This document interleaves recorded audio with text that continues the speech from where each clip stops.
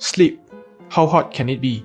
Just close your eyes, stop thinking about how you could have won that argument with your manager, and drift off until your alarm reminds you that you are still alive.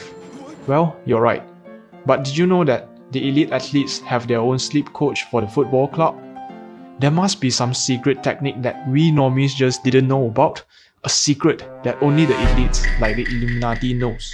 So, let's talk about this technique called the R90 and the inventor of it, the sleep coach.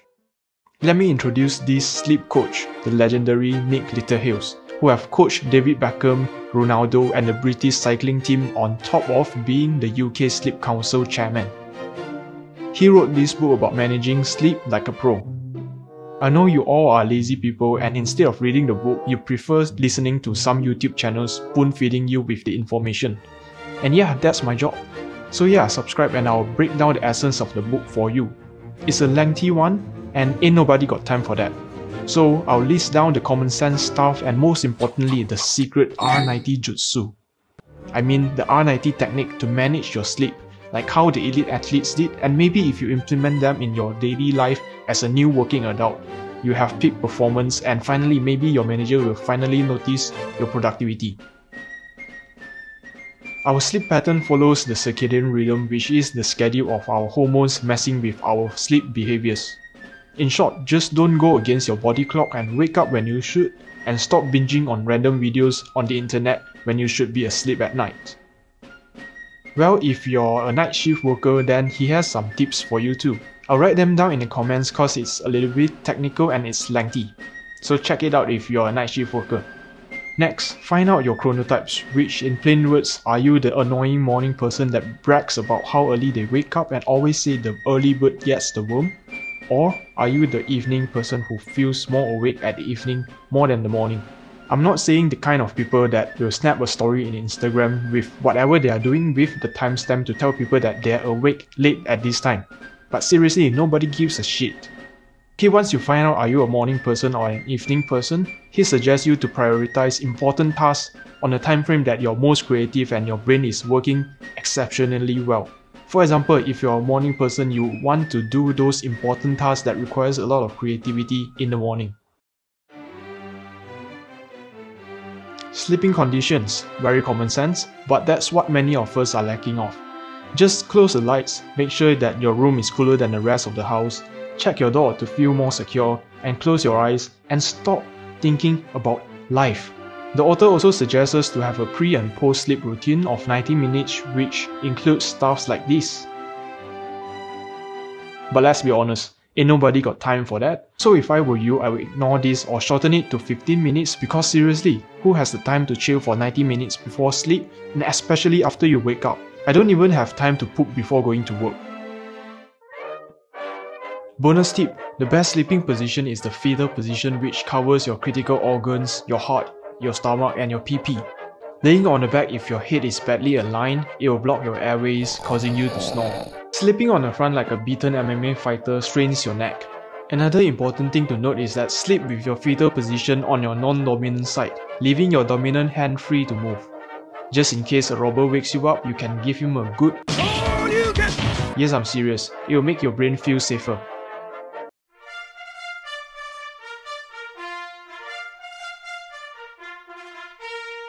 Okay, now let's get into the R90 technique, the main dish of this video, and the secret ingredient of every elite athletes.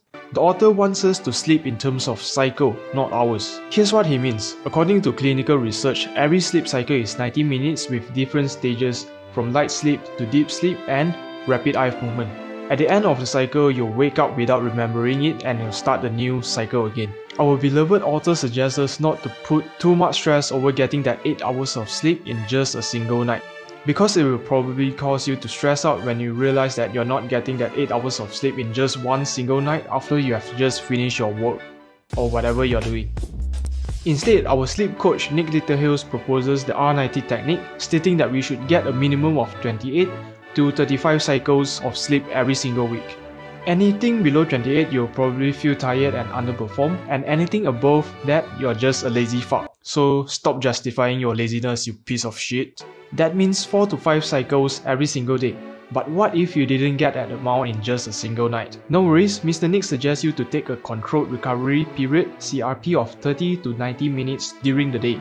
And actually CRP is just a fancy word for taking a nap. They just want to make it sound less lazy. One odd thing to note is that 30 minutes here is counted as a cycle too. You want to take this CRP strategically on 2 periods during the day. The afternoon window and the evening window, which you are very likely to feel sleepy due to your circadian rhythm or your body clock. So if you feel tired after lunch, just know that it's not you, it's just your stupid damn body clock. So how to apply the R90 technique? Here's how it goes, and I'll state out the rules step by step for you. First, set a constant wake up time. Then, count back from this wake up time how many cycles do you want to sleep. It's flexible.